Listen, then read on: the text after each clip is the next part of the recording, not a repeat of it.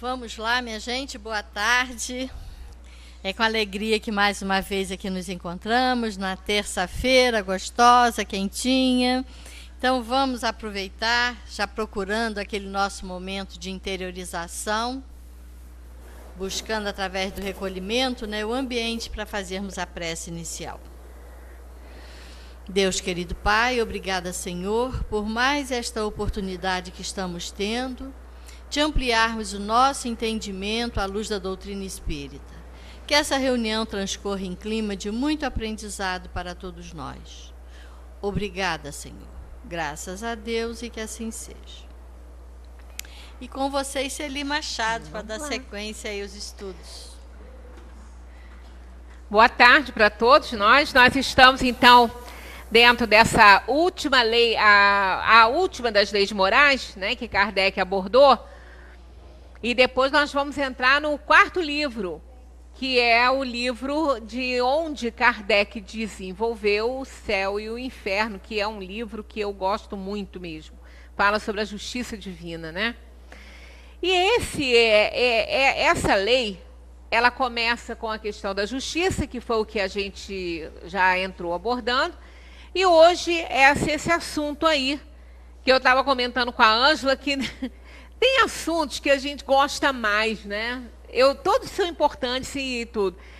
Mas tem uns que chamam mais atenção. Esse assunto aí, raramente a gente vê esse assunto escolhido por um expositor, Eles normalmente não escolhem, ele é meio árido, assim, ele dá margem a algumas interpretações, e a gente não vê muito expositor fazendo essa escolha, para fazer a reflexão, Dizemos reflexão porque não somos palestrantes, conferencistas, nada disso, somos expositores, A gente estuda e lê e transmite algo que a gente não tem, que a gente não sabe, mas que a gente está incorporando a ideia e a gente usa essa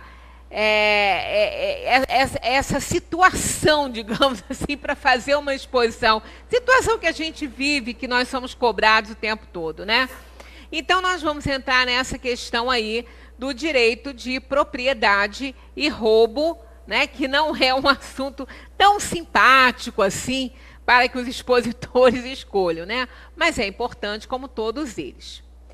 Temos essa primeira questão aí, que eu estava até falando com a Ângela aqui. Olha, há quantos anos eu consulto o livro dos Espíritos, Eu não sou muito de ficar lendo muitas coisas, não. Sou muito lenta para ler, não sou rápida, demoro bastante, chego lá no fim da página, quero voltar, porque tem algumas coisas que parece que não ficaram claras e eu vou demorando a ler. Mas o livro dos Espíritos, por conta dessa função aqui de fazer a exposição do assunto, eu tenho sempre, consultado e venho sempre consultando, já passei várias vezes por essa questão 880 aí, mas eu ficava mais presa nessa primeira parte aí, Qual o primeiro de todos os direitos naturais, do homem? Aí eles dizem o de viver. Esse é o primeiro de todos os direitos naturais do homem. E eles continuam dizendo, é por isso que ninguém tem o direito de atentar contra a vida do semelhante. Aí, olha o que vem abaixo. Isso não, eu já passei várias vezes por essa questão, eu não me atinha tanto a esse final aí, mas olha a importância disso. É por isso que ninguém tem o direito de atentar contra a vida do semelhante ou fazer qualquer coisa. Olha ali, olha esse pronome definido aqui, olha aqui. Isso aqui é de uma importância muito grande, isso aqui. Eu amo os pronomes, Aliás, a língua portuguesa. Então, olha só, ou fazer qualquer coisa, que possa comprometer a sua existência corpórea. Olha que coisa séria isso aqui. É muito sério isso, Porque esse direito de viver aí, a gente tem esse direito de viver, foi Deus que nos deu essa bênção de viver, a oportunidade da encarnação. Então, é um grande direito.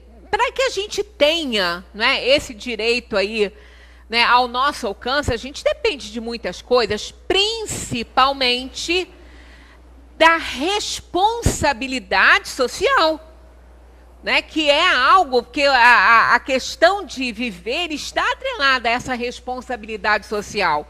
Que se uma nação, se um ambiente, uma sociedade, não tiver uma responsabilidade social, compromete as instituições, compromete tudo, né? As pessoas começam a ter problemas para continuarem ali vivendo com qualidade. Pode não morrer porque morre, mas, né, se morrer também numa circunstância dessa é porque está na hora. Porque aí é pela mão do outro, né? Mas essa questão dessa lei de fatalidade aí da gente morrer por conta de outra pessoa é porque está na nossa hora. Isso a gente já passou por esse capítulo aí e isso, né, se não ficou bem claro, a gente tem que voltar a falar melhor sobre isso. Mas fora, né, com menos abrangência nessa questão da responsabilidade social. Porque responsabilidade social não é só de um governo, não é só de uma empresa, é de cada um. Não é de cada um. Isso não é somente no âmbito coletivo, e sim também no individual. Cada um tem que ter responsabilidade social. Cada um de nós tem que ter. Mas a gente atribui mais isso a um poder público, né? Alguma coisa assim maior. Mas que seja, tá lá. É por isso que ninguém tem o direito de atentar contra a vida do semelhante ou fazer qualquer coisa que possa comprometer a sua existência corpórea.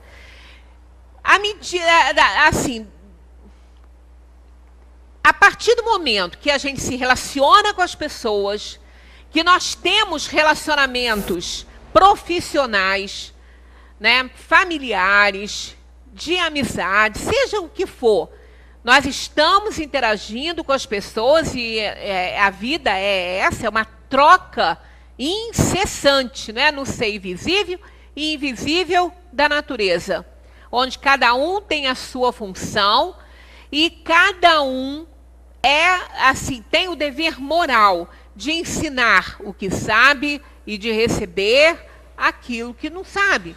Essa troca incessante no seio da natureza, né? Então, nós estamos sempre nos relacionando com as pessoas, com os seres, com as coisas, com tudo. Mas aqui está dizendo isso, né? Ou fazer qualquer coisa que possa comprometer a sua existência corpórea. Está deixando bem claro aqui que é na parte material, né? Porque ele está se referindo a essa vida nos mundos, né? Os espíritos estão colocando a vida na matéria, né? No mundo material mesmo, está lá com o corpo físico e está vivendo. Então, o comprometimento aqui nessa área, né, da existência corpórea. Olha, isso diz respeito a cada um de nós. É bem particular isso aqui. Porque nós temos relacionamentos variados, como a gente comentou. Um patrão, né, com seus empregados. Não precisa ter uma empresa para isso. Tem o seu ambiente doméstico. E a gente, no nosso ambiente doméstico, a gente tem pessoas que prestam serviço, outras que têm aquela função de trabalhar e receberem lá seu salário por mês. Então, olha só como que está dentro dessa questão aqui, essa coisa de comprometer, muitas vezes, a existência corpórea da pessoa. Eu não havia atentado para um conceito tão abrangente aqui dentro dessa resposta aqui, que os espíritos deram para Kardec. Qualquer pessoa que faça a outra algo que possa diminuir a sua saúde, que possa lhe causar um problema, que possa, inclusive, provocar uma doença nessa pessoa, está comprometendo a existência corpórea dessa pessoa. E ninguém tem esse direito. Então, poderíamos enumerar aqui, né, uma série de situações em que nós, inconscientemente, podemos provocar algum problema nas pessoas, né, com a imposição, com a nossa autoridade, né, com o direito que achamos que temos sobre aquele empregado, isso ou aquilo, e que a gente pode comprometer realmente a existência corpórea de alguém. Comprometer a existência corpórea não está dizendo que vai matar a pessoa, né, que vai tirar a vida dessa. Não, são em detalhes, né, alguns detalhes. Qualquer patrão que exigir do seu empregado mais do que ele pode oferecer, pode lhe causar um problema. Mais horas de trabalho do que ele pode oferecer, pode lhe causar um problema. Pode trazer uma doença para ele, pode trazer um problema. É uma série de coisas que a gente poderia enumerar, que pode comprometer a existência corpórea de alguém. Até mesmo na questão assim de algumas denúncias que uma pessoa pode precisar de fazer e nem quer, né? Digamos que uma empresa esteja cometendo um desvio qualquer aí de função e possa estar contaminando uma água, contaminando um terreno, alguma coisa assim, que vai comprometer a saúde das pessoas, né? Mas se ela se omitir, ela cai aqui nessa questão. Ela cai aqui. Se ela se omitir, por medo, muitas vezes a gente não faz denúncias e não faz muita coisa, mas ela vai cair aqui. Porque ela, de certa forma, ela não tem culpa. Todos que estiverem morrendo ali ou adoecendo ali, não é a culpa dela. Mas essa questão de culpa também é muito relativa. É muito diferente da questão da responsabilidade. A gente não tem culpa, mas a gente pode ter parcela de responsabilidade, sim. Porque a partir do momento que a gente sabe e se omite, fica quieto e deixa para lá, nós estamos sendo coniventes e contribuindo.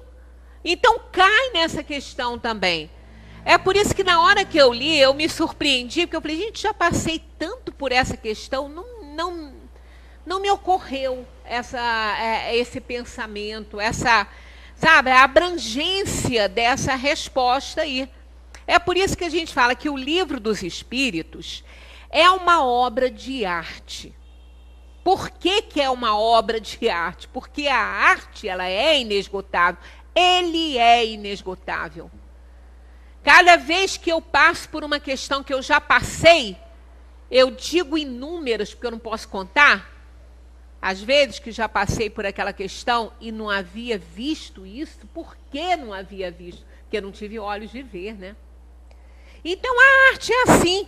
A gente olha para um quadro, quem tem olhos de ver vai ver muita coisa. Quem não tem vai ver um monte de rabisco, vai achar aquilo horroroso, vai criticar quem paga um valor alto por ele, né?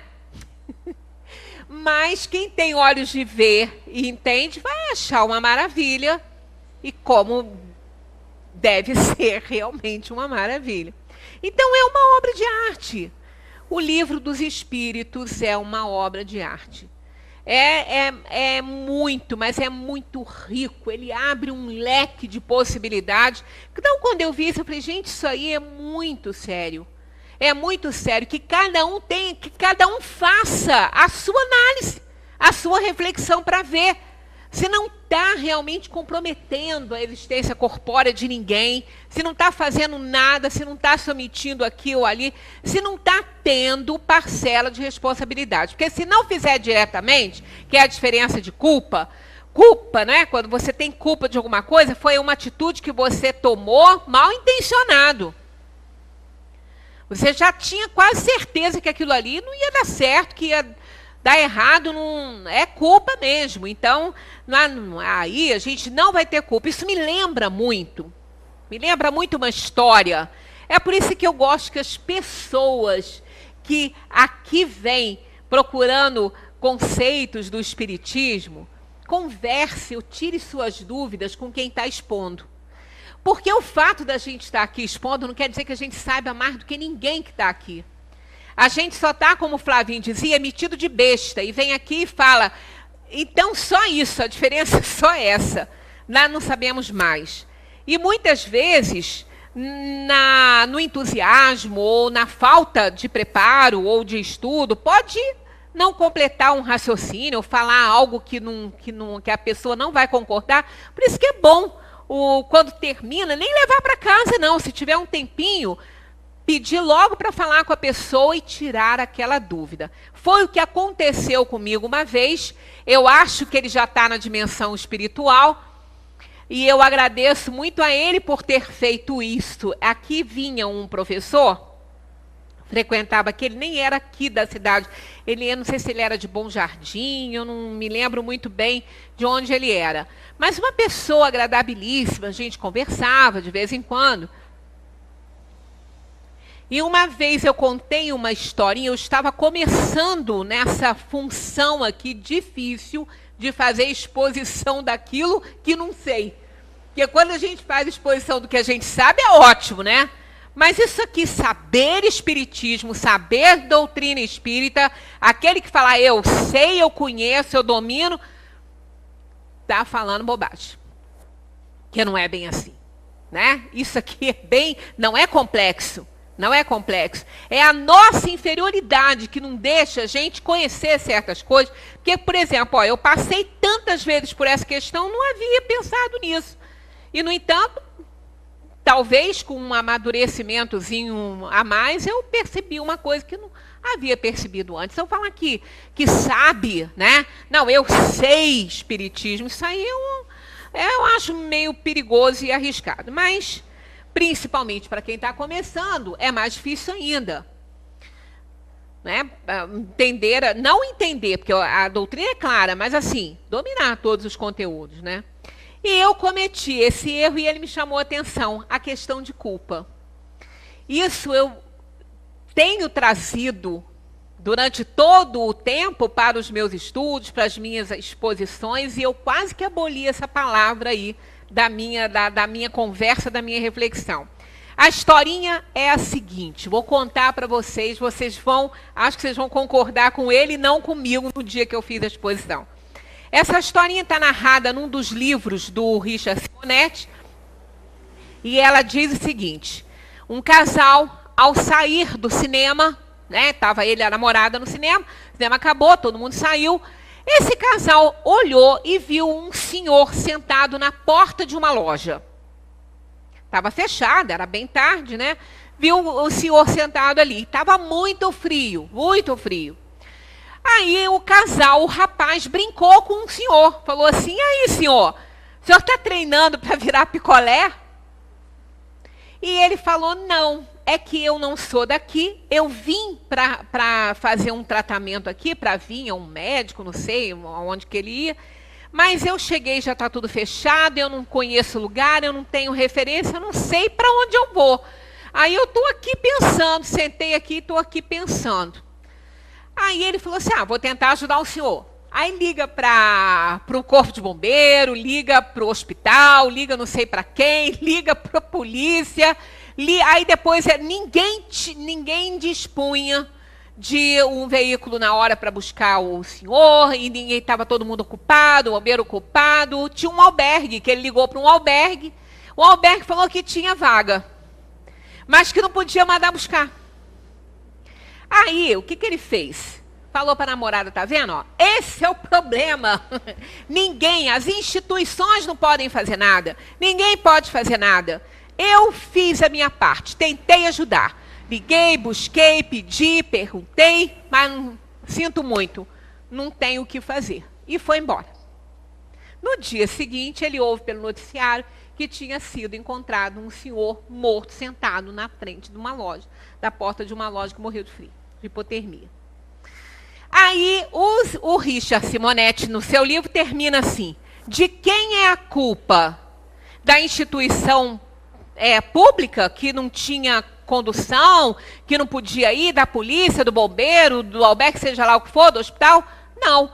A culpa era daquele casal que podia muito bem ter posto aquele senhor dentro do carro e ter levado para o tal do albergue que tinha vaga. Eu comprei essa. E vendi, né? Aí, esse senhor, muito delicadamente, me esperou terminar a palestra e veio conversar comigo e falou assim, olha só, eu tenho frequentado aqui, tenho gostado das suas palestras e tenho aprendido que ninguém morre antes da hora, pela mão dos outros. Não é assim? Eu falei, exatamente. Ele falou, pois é. Então você acha que aquele casal teve culpa? Se ele morreu, foi com a permissão de Deus. Ele morreu porque Deus quis que ele morresse ali, ou pelo menos não podia evitar. Ele morreu porque estava na hora dele, tinha que morrer. Então o que o casal podia fazer? Ele tem culpa do homem ter morrido? Eu falei assim, não, teoricamente não. Mas vamos pensar a respeito. E ficamos conversando e tudo. Ele me contou uma outra história, que depois ele até me deu essa história escrita. E ela deve ter ficado dentro de algum livro que eu emprestei, porque eu não encontrei mais aquela história, mas cabia perfeitamente nessa questão de culpa. Aí ele virou para mim e falou assim, olha só, eu não acho que ele tenha tido culpa. O que ele pode ter tido ali, uma parcela de responsabilidade. E ele estava corretíssimo. E eu sou grata a ele até hoje por ele ter me chamado a atenção para isso. Porque senão eu ia continuar. Se ninguém me alerta disso, até que eu caísse, que a ficha caísse como caiu nessa resposta aqui, eu ia continuar falando que era bobagem. Né? Por isso é que a gente adora, porque isso aqui é uma sala de estudos. Não tem ninguém ensinando, nem ninguém aprendendo. Estamos todos aprendendo com a doutrina espírita. Alguém expõe, mas, às vezes, as pessoas que estão aqui sabem muito mais do que alguém aqui que está expondo, né? Então, nós não temos essa pretensão de saber espiritismo. Aí entra essa questão aqui que eu acho que se encaixa perfeitamente a questão de culpa e responsabilidade. Se nós não temos que a culpa envolve uma intenção. E a responsabilidade ali, a pessoa que tem uma parcela de responsabilidade, aquele casal não teve intenção de matar aquele homem, nem imaginou que o homem pudesse morrer ali, achou que alguém fosse aparecer, seja lá o quê. Na cabeça deles, eles tinham feito a parte deles. Então, ele teve uma parcela de responsabilidade, porque se ele tivesse, vamos ligar a bênção, se ele tivesse posto aquele senhor dentro do carro dele, ele tinha um carro. Ele não estava a pé com a namorada, né? Se ele tivesse posto aquele senhor e tivesse levado para o albergue, ele ia morrer? Ia. Ele ia morrer. Ele ia morrer, porque estava na hora dele. Por isso que ele morreu, porque pela mão dos outros, pela negligência e imprudência de alguém, a gente não morre. Está lá, seja qual for o perigo que vos ameace, não morrereis? Não, não morrerás. A resposta é dos espíritos, não é minha. Então ele ia morrer. Ele ia morrer de qualquer jeito. Agora, ele teria feito tudo o que ele podia para salvar aquele senhor, ou para salvar não, que ele não imaginou que o homem fosse morrer, para ajudar aquele senhor. Ele teria tido um conforto, né? Ele teria morrido sob assistência, né? Não ia morrer ali sentado na frente de uma loja, naquela friagem toda, né? Então, isso aí são coisas que a gente... Ele ia morrer de frio? Não. Ele poderia ter o problema dele agravado, que ele estava doente, ele foi para se tratar, ele ia ter o problema dele agravado, morreria, talvez não naquela noite, porque não existe essa questão da hora, é a hora que tem que ir, mas não é a hora marcada no nosso tempo. A gente até falou sobre isso, não é bem assim. Não é? Então, ele ia morrer sim, estava no momento dele, estava na época dele, mas ia morrer dentro de um recurso, com carinho, com atenção, né? Não ia ali ser assim da maneira que foi. Então, é essa questão nossa aqui. Muitas vezes, nós não queremos prejudicar ninguém, muito menos tirar a saúde de alguém, mas às vezes a gente tem determinadas condutas que podem provocar isso. Né? Podem. Às vezes, olha só, uma bobagem isso que eu vou falar, mas é sério. Quando Jesus falava brandos e pacíficos, né? sede brandos e pacíficos, até o modo da gente ser muito bélico, não é? Muito irritado, em que as pessoas têm até medo de falar com a gente, porque tem pessoas assim, né? Tem pessoas que se você tiver que dar um recado ou falar alguma coisa, você tem medo, porque a pessoa vai jogar a casa no chão, né? Vai ter uma coisa, aí você tem medo que aquela pessoa tenha até um infarto na tua frente ali, né? Se pensa que esse tipo de coisa não nos danifica também? Danifica sim. Porque você estar sempre tendo que pisar em ovos com alguém, sempre tendo que se conter, né? Que se vive ali atormentado, assustado com a reação que a pessoa vai ter, isso também nos danifica a saúde. Isso também nos causa muito estresse, muito problema. Quer dizer, até esse temperamento bélico que a gente tem, raivoso que muitas pessoas têm, prejudicam a saúde de quem vive com elas. Né? Tem até uma outra história que a família encontrou com alguém que não via há bastante tempo. Ai, como é que vai todo mundo? Ah, tá tudo ótimo, estamos numa fase tranquila e ótima. E fulano de tal? Ah, fulano de tal está viajando e viagem longa, por isso que estamos assim, calmos e tranquilos e felizes. Porque realmente tem pessoas que vivem numas amarras, numas correntes virtuais, que é aquela corrente, né, que nos amarra com o temperamento das pessoas que vivem conosco, que você está sempre assustado. Se quebrar uma coisa na casa, você quer morrer antes de mostrar para a pessoa que quebrou, porque a gente sabe que tem esse tipo de relacionamento, somos espíritos inferiores. Agora, logicamente, que ninguém tem culpa, né? Não é uma culpa se não teve intenção, mas olha só, parcela de responsabilidade a gente pode ter. Então, que cada um faça a sua reflexão, pense a respeito disso. Vejam, né, o que está em volta, o que está distribuindo para as pessoas, como que está sendo o seu relacionamento com as pessoas, o que como patrão desperta nas pessoas. Tudo isso é importante. Porque pode comprometer, sim, a saúde de alguém. Né? Eu só fico imaginando, né, um patrão assim, áspero, um patrão difícil, autoritário, a ponto de o seu funcionário lá querer matá-lo, né? Como que deve ser a vida daquelas pessoas que trabalham para ele ali? Né? E ficam, porque não tem emprego, né? São obrigados, se submetem. É complicado, é difícil, a pessoa fica realmente estressada e fica querendo resolver o problema por conta, né?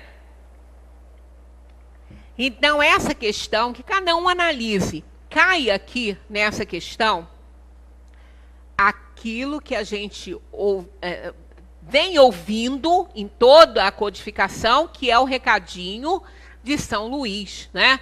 Eu não sei se é São Luís ou Santo Agostinho, mas acho que é São Luís, que fala, no final do dia, faça sempre uma reflexão.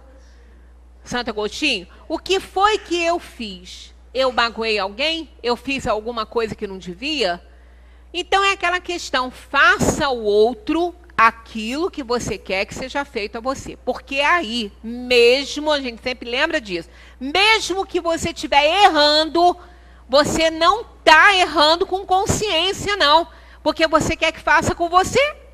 Se você quer que faça com você, você não está querendo nada errado para o outro. Aí, isso aí tira nossa responsabilidade, essa parcela de responsabilidade, ela cai e culpa muito menos. Então, cabe a cada um fazer esse exercício diário, para que a gente possa ficar mais em paz. Porque, às vezes, depois, quando a gente sabe que provocou alguma coisa desagradável em alguém, nossa, é muito ruim isso. Né? Bate aquele sentimento ruim na gente de querer consertar uma situação que, às vezes, a gente nem pode mais consertar, né? Depende. Então, continuando.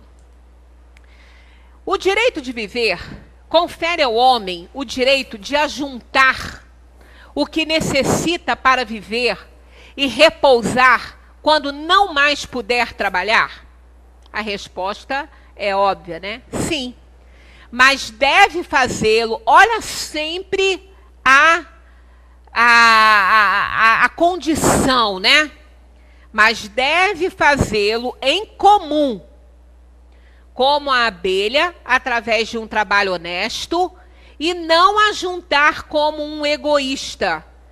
Alguns animais lhe dão o exemplo dessa prudência, né? As próprias abelhas, as formigas, né? Eu me lembro de uma cadelinha, que quando eu morava num apartamento, ela passou a seguir o meu filho na rua. E acaba que ela foi para dentro do condomínio, porque ela entrava também atrás dele, e ela era tão conquistadora, tão simpática, que ela foi adotada ali no condomínio. Então, era assim, a gente alimentava e tudo, e chegava uma determinada hora que ela sentava e ficava olhando lá para a minha janela para ganhar alguma coisa. Eu já tinha dado alimento e tudo, mas ela não se conformava, não. Ela ficava lá esperando. Aí eu pegava um pedacinho de pão e jogava para ela. Ela pegava aquilo e sumia. Dali a pouco está ela lá de novo. Eu digo, gente, ela é insaciável. É a barriga dessa cachorrinha? Não é possível, já tem bastante coisa. Está ela lá. Aí eu falei, Lucas, desce, vai dar uma olhada. Vai ver aonde que essa danadinha está indo. O que ela fazia? Ela tinha uma planta logo na entrada assim, do condomínio, ela cavou ali e botava ali. Aí meu filho cavou, tinha bastante coisa ali. Ela estava guardando para quando ela não tivesse mais. Para quando alguém não desse alimento para ela, ela tinha lá. Então, olha, é instintivo, tudo bem. Mas a gente precisa de aprender com eles. Né? Aprender com o reino animal, como eu aprendo. Aliás, eu já falei isso aqui para vocês, as minhas grandes lições na vida vieram dos meus bichos, né? E eu não tive tantos assim. Mas eles ensinam muito e os espíritos estão sempre mandando a gente olhar. Por que isso? Porque o reino animal não erra. Não tem erro no reino animal. Eles são guiados por instintos e o instinto não erra. Por isso que a gente continua tendo instinto.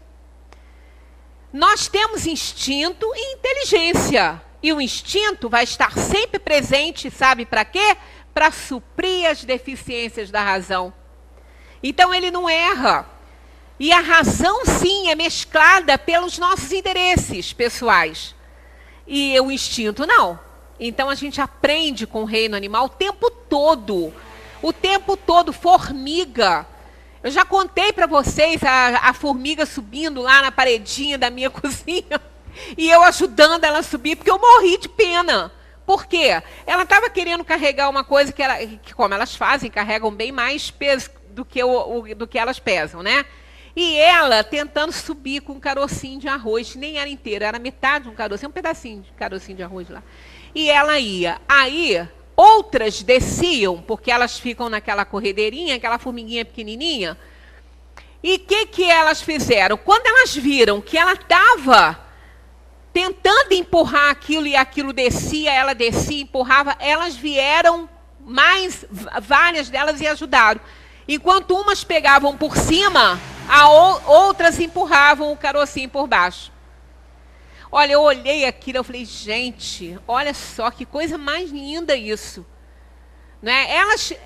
Elas não enxergam, elas são formiga cego, né? É cega, ela não enxerga, ela é só instinto mesmo e cheiro, essas coisas todas.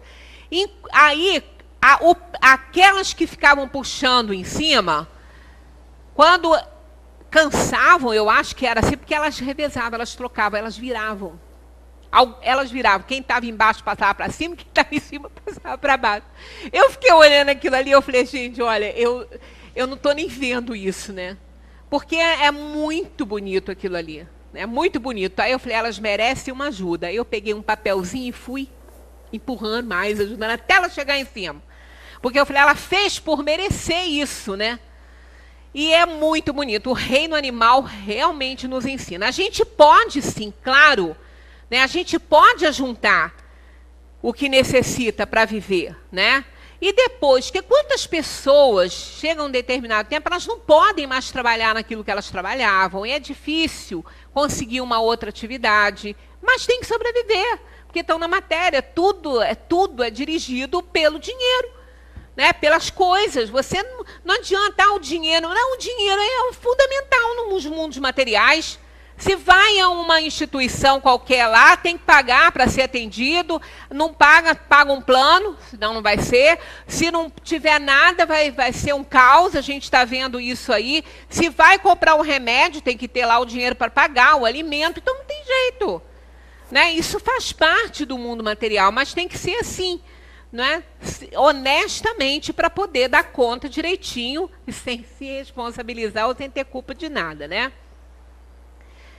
O homem tem o direito, isso aqui é muito relativo, vamos prestar muita atenção na resposta, no comentário de Kardec, tá aí, ó. O homem tem o direito de defender aquilo que juntou pelo seu trabalho? Eles dizem, óbvio, né? Deus não disse, não roubarás? E Jesus, dai a César o que é de César? Essa resposta, ela está com bastante, digamos assim, metáfora aí, né? Para a gente desenrolar isso aí. Quando diz, né, não matarás, então, você pode defender, mas há um limite para isso aí. Né? Você não pode tirar de ninguém, mas também não pode ir a vias de fato para fazer a sua defesa. Porque senão também... Então, essa é a resposta dos espíritos. Eles não disseram pura e simplesmente que o homem tinha esse direito. Eles não disseram só isso. Tem o direito. Não. Eles disseram, a resposta foi essa. Deus não disse, não roubarás? E Jesus, dai a César o que é de César? Então, você não pode tirar de ninguém, né? Você não pode tirar de ninguém e você tem que dar a fulano o que é de fulano. Então, está bem amarradinho aí, embora cada um vai dar a interpretação que queira. E Kardec vem e faz o comentário. Ó. Aquilo que o homem... Está sem luzinha. Aquilo que o homem ajunta por um trabalho honesto é uma propriedade legítima que ele tem o direito de defender. Porque a propriedade que é fruto do trabalho constitui um direito natural, tão sagrado como o de trabalhar e viver. Se a gente pegar isso aí na abrangência que isso aí está oferecendo, a gente vai pensar o seguinte, bem, então, em troca dessa defesa aí, tudo é possível? Eu posso matar para defender o que é meu? Não poderia a gente fazer essa pergunta? Não dá margem a essa pergunta? Dá. Está dizendo aí, aquilo que o homem ajunta por um trabalho honesto é uma propriedade legítima, que ele tem o direito de defender. Porque a propriedade que é fruto do trabalho constitui um direito natural, tão sagrado como o de trabalhar e viver. Lá em cima está escrito, Deus não disse, não roubarás? E Jesus, dai a César o que é de César? Ora, quando você toma determinadas, como é no sentido metafórico, e aqui está também, não está só o pé da letra, né? Quando você comete um deslize e prejudica uma pessoa, você está roubando alguma coisa dele. Quando uma pessoa tira a vida de outra, ela está roubando o pai da família, ela está roubando o companheiro de alguém, o filho de alguém. No geral, não é isso? Metaforicamente, é isso aí. Né? Não roubarás também está com uma abrangência muito grande. Então, quando você... Qualquer coisa que você faça que prejudique alguém, você está roubando alguma coisa dele. Então, está no sentido muito amplo, quase que mais do que não matarás. Até mais do que não matarás. Metaforicamente falando, está mais. Porque não matarás, você se restringe à questão da vida. E não roubarás é a abrangência. A abrangência é muito maior. Porque quem mata está roubando o pai, a mãe, o tio, o irmão, o filho, muitas coisas. Então, a gente pode defender? Claro que a gente pode defender. Mas a gente tem que fazer isso de forma lícita, dentro da obediência à lei de Deus. Eu, uma vez, conversando com família e tudo, o pessoal estava ali conversando, a gente estava falando, eu ainda falei, gente, mãe, pai, né, é capaz de qualquer coisa por um filho, né? Eu ainda falei para os meus, eu falei assim, olha, vocês podem contar comigo para tudo, desde que seja lícito, esteja dentro da lei divina. Porque fora isso, não. Aí, né? Aí é amar a Deus sobre todas as coisas, é o próximo como a si mesmo, que é o mandamento maior. Então, a gente não pode ser conivente, a gente tem que ajudar, tá sempre ali auxiliando e ajudando, conivência não. Então, quando você é capaz de tudo, você vai ser conivente com coisas ilícitas, que também vão fugir aí à sua obediência à lei divina. Então, a gente vai cair naquela questão que está lá no Evangelho, tudo posso, mas nem tudo me convém. Essa é a primeira carta de Paulo aos Coríntios. Eu posso muita coisa para defender os meus direitos, muita coisa, mas nem tudo me convém fazer. Eu não posso matar para defender os meus direitos. Está errado. A lei não me diz isso. Está lá, não matarás, não roubarás. Eu não posso transgredir a lei a esse ponto. Eu tenho que defender? Tem, mas usemos o bom senso para as coisas. Então, ao mesmo tempo que existe, que parece uma contradição, parece uma resposta contraditória com as explanações do próprio Kardec no Evangelho segundo o Espiritismo, mas não há uma contradição, apenas uma questão de olhar, né, de ponto de vista. Então, eu posso sim, a própria questão ali, ela já me mostra isso, né? Ah, mas isso é uma interpretação sua. Não, não é uma interpretação minha. Eu dei uma interpretação com base no que está lá. Está lá, ó. Não roubarás. Então, eu não posso roubar, eu não posso matar, eu não posso fazer nada ilícito para defender o que eu tenho. Ah, mas nem a tua própria vida, isso é relativo. Porque quando a pessoa fala assim, ah, mas se eu não matar, ele me mata. Quem garante que ele vai te matar? Quem garante que ele vai te matar? Ninguém pode garantir, só ele. E se ele matar, estava na hora de você morrer, senão você não vai morrer. Isso é básico, isso está lá na lei, na lei de liberdade com a questão da fatalidade. Você tem alguém empunhando uma arma para você e você também para ele. E você fica, se eu não matar, ele me mata. Será que ele vai matar? Ele pode não matar. E se ele matar, estava na hora de você morrer. Só que você vai morrer sem ter matado. Sem ter cometido essa tristeza aí de tirar a vida de alguém, que ninguém tem esse direito. Né? Então, mas isso aí é uma interpretação sua. É possível que sim. Eu a tirei por reflexão. É o que cada um tem que fazer. O que mais me fascina na doutrina espírita é que ela não te deixa, ela não te empurra nada goela abaixo. Nada. Ela não te empurra nada goela abaixo.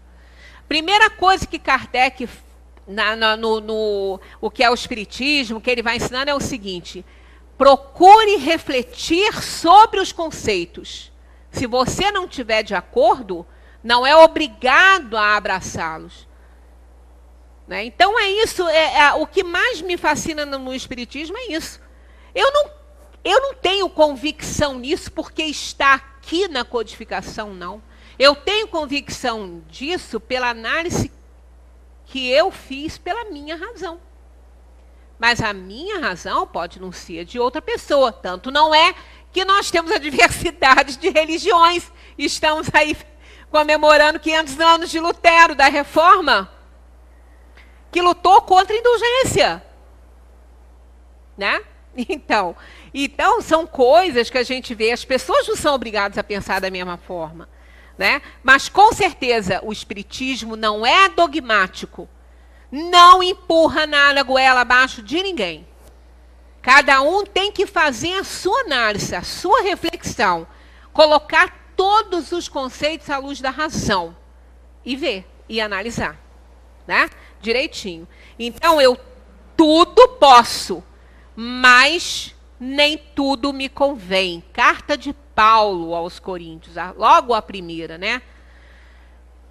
Aí nós vamos buscar nos conhecimentos do professor Cortella alguma coisa que nos ajude a fechar esse raciocínio de como defender os meus bens, o meu patrimônio, a minha vida, como fazer, né? A defesa da minha vida diante de tudo. Está lá. Sermos éticos, né?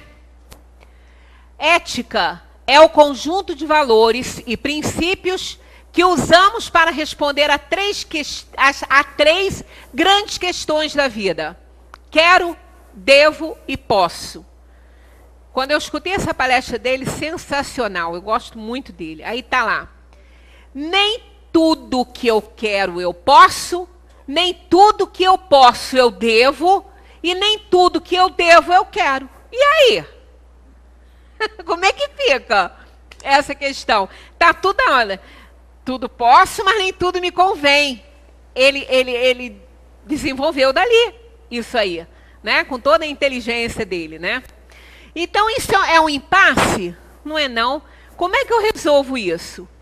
Através do bom senso, né? O bom senso a gente adquire pelas experiências que a gente vivencia e que não dão certo.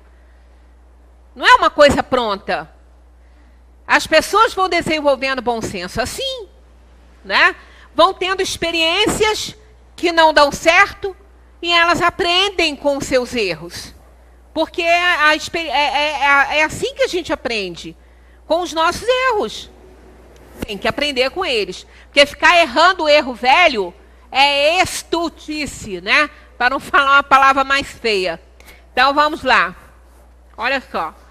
Você tem paz, você resolve esse problema todo assim, ó.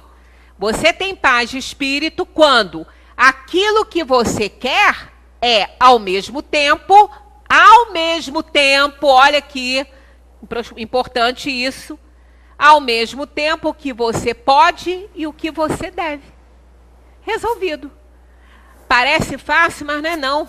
Isso aqui não é fácil não, porque isso aqui inclui o quê? Inclui uma baixa de orgulho, inclui uma humildade grande, um querer acertar, um querer ajudar, inclui uma série de coisas. Então isso a gente só consegue usando bom senso.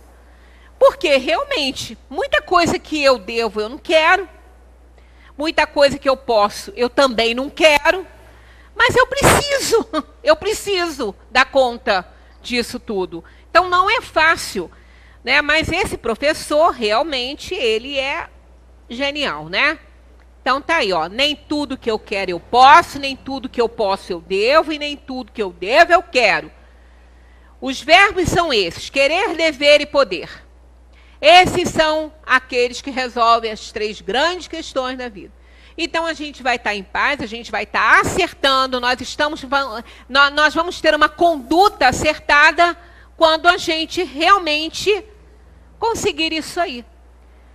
Aquilo que você quer é, ao mesmo tempo, o que você pode e o que você deve.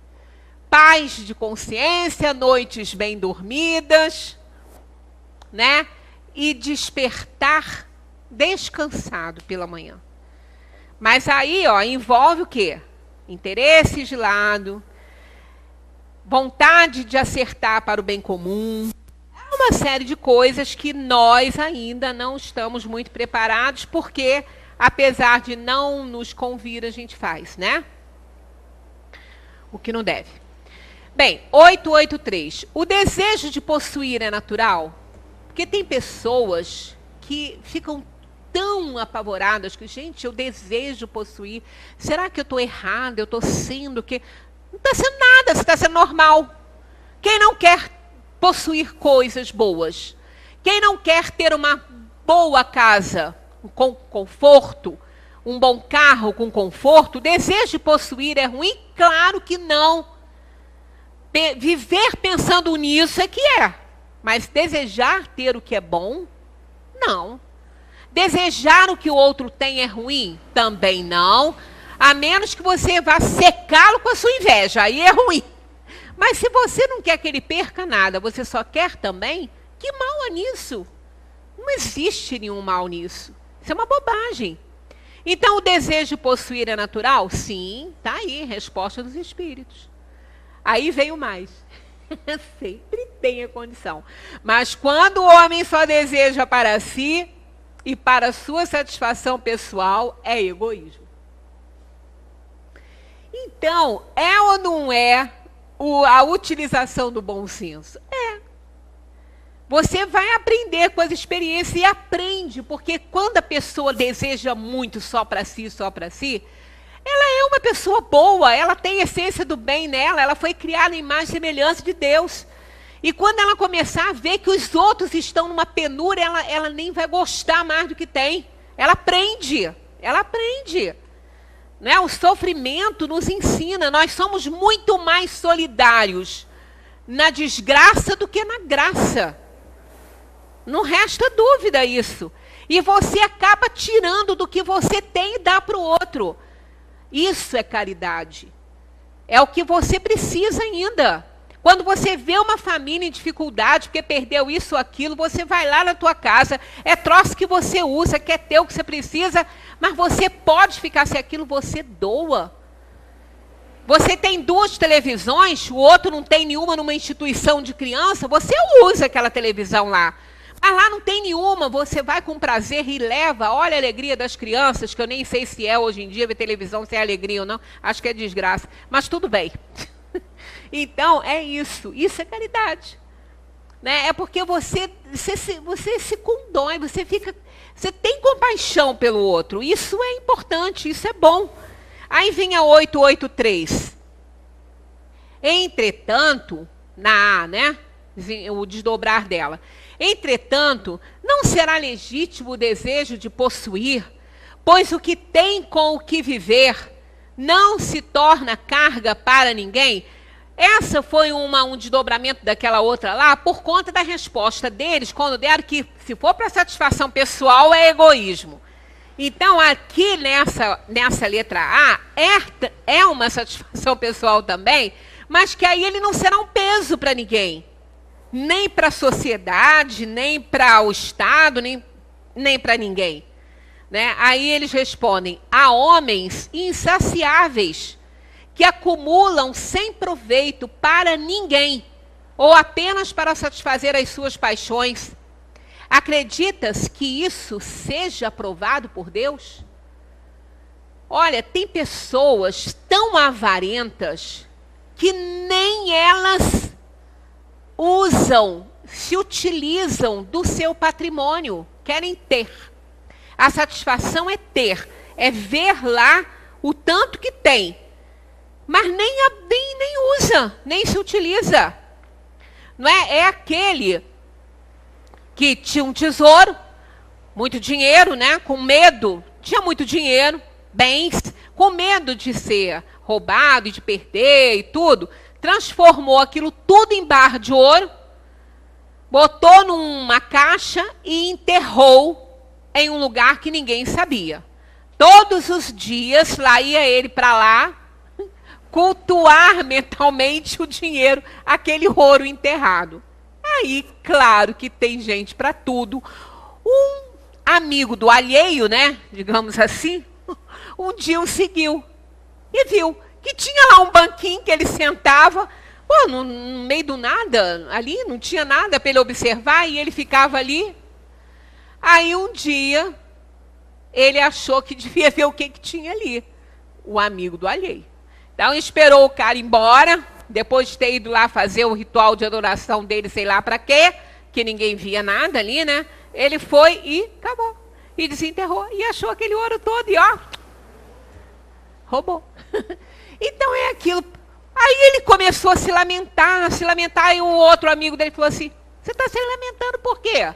Ah, porque roubou minha fortuna. De que ela adiantava para você? Estava enterrada. E você lá adorando ela, uma coisa enterrada. Não perdeu nada. Né? Então é isso que eles estão falando. É sobre isso, é sobre a avareza. É sobre aquelas pessoas que juntam e quase que morrem numa penúria. Elas não utilizam, elas não fazem nada com aquilo, elas não ajudam nem a elas mesmas, que dirá aos outros. Isso é que é condenável. Aí a gente vai também lá no Evangelho e a gente busca uma parábola. Então lhe disse um homem da plebe: mestre, dize a meu irmão que reparta comigo a herança. Olha para quem que ele foi falar isso, né? Porém, Jesus lhe respondeu: homem, quem me constituiu a mim juiz ou partidor sobre vós outros? Depois lhe disse: guardai-vos e acautelai-vos de toda a avareza, porque a vida de cada um não consiste na abundância das coisas que possui.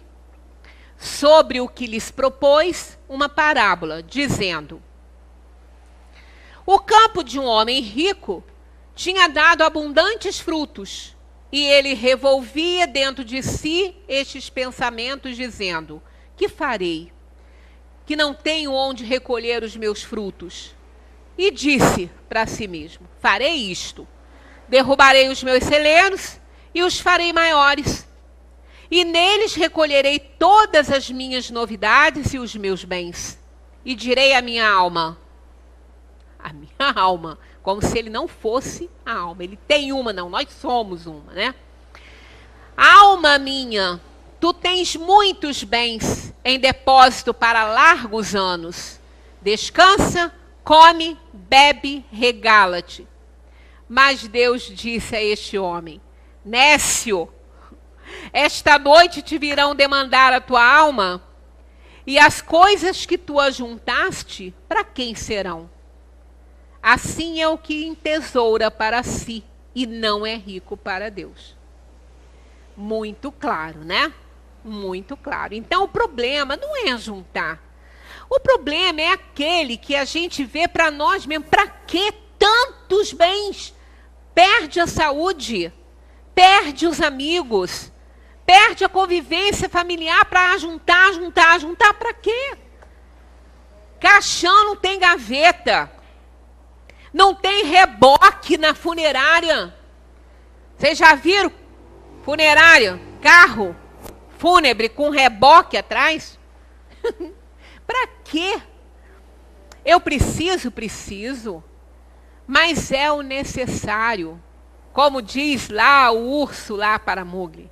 O extraordinário é demais. Somente o necessário. Não é o necessário para você contar moedinha lá no fim do mês, não. Não é isso. Isso não é o necessário. Isso é uma miserabilidade. Isso não é o necessário. O necessário para que você tenha uma vida de conforto, um confortável ao seu entendimento. Ah, mas fulano acha que nada chega. Vai chegar um momento que ele vai ver que aqui é desnecessário. Ele vai amadurecer, ele vai chegar lá. E aí ele vai tomar outro rumo. Nós aprendemos assim. O bom senso é desenvolvido dessa forma, vivenciando as experiências e vendo o resultado delas. E assumindo as responsabilidades das nossas escolhas ruins. Aquele que ajunta pelo seu trabalho, com a intenção de auxiliar o semelhante, pratica a lei de amor e caridade, e seu trabalho é abençoado por Deus. Então essa questão aqui, mas então eu só posso trabalhar e juntar só para ajudar o semelhante? Não, primeiramente a você. Primeiramente a você. Por quê? Porque quem não tem não pode distribuir. Isso é simples, é básico, né? Faz parte aí da economia, né? Do estudo do financeiro, essa questão. Se você não se paga, não tem dinheiro para pagar os outros. Você vai pagar como se você não tem? Como você vai ajudar alguém se você não tem? Se você não tem nada, tem outras formas de você ajudar. Porque a caridade não é só material. Mas aquele que tem alguma coisa material, ele pode ajudar o outro com isso que ele tem. Se ele não tiver nada material, ele não pode ajudar com isso. Pode ajudar de outra forma.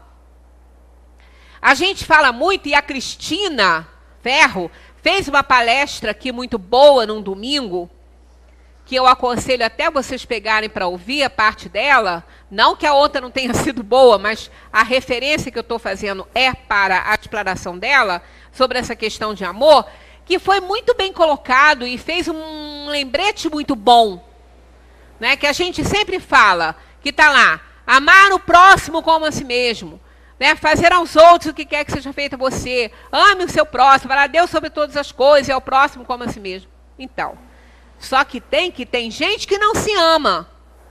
Como é que vai amar o outro? Não pode. Então, primeiro somos nós. O que acontece dentro de um avião? Na hora que a aeromoça, coitadinha, fica repetindo aquilo todo o voo, não sei como é que ela aguenta. Fazendo gesto e tem uma coisa lá que fica cantando e ela fazendo gesto. Qual é a recomendação que eles dão no avião quando está havendo algum problema? As máscaras vão descer. Qual é a recomendação? Coloque a sua primeiro. Depois você vai colocar nos seus filhos. Ou nas pessoas que estão sob a sua responsabilidade. Não é colocar primeiro nas crianças. Porque você que está no comando ali, você que vai direcionar, que vai gerenciar isso tudo. Então, manda primeiro colocar em você. Você tem que estar forte para você ajudar. E isso é uma questão. Eu preciso ter para oferecer. Se eu não tenho amor por mim, eu não tenho amor para distribuir para ninguém. Sou uma pessoa amarga e feliz, triste, eu não me amo, eu vou amar como o outro. Então, primeiro somos nós. Então, eu não vou pensar, eu não vou trabalhar pensando em adquirir para ajudar o outro. A mim e ao outro. Eu não vou me excluir disso.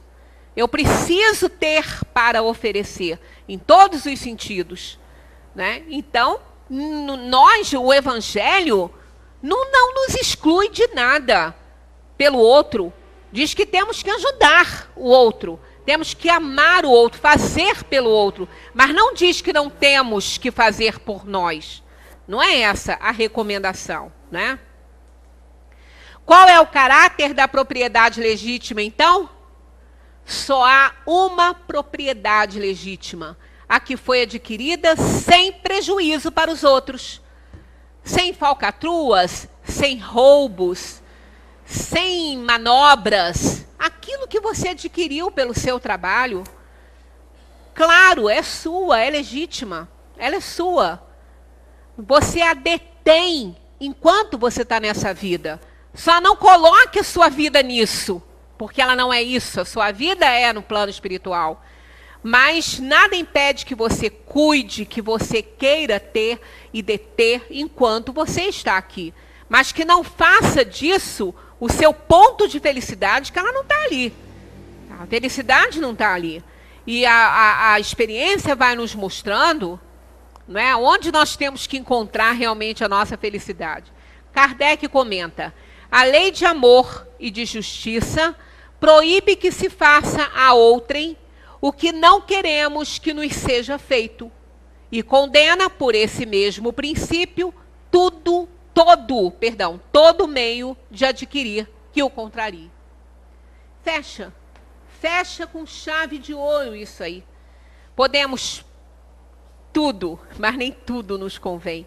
Então basta a gente estar nessa linha de obediência e teremos a nossa consciência tranquila diante dos fatos, diante das nossas aquisições, dos nossos relacionamentos, porque a nossa intenção realmente será boa.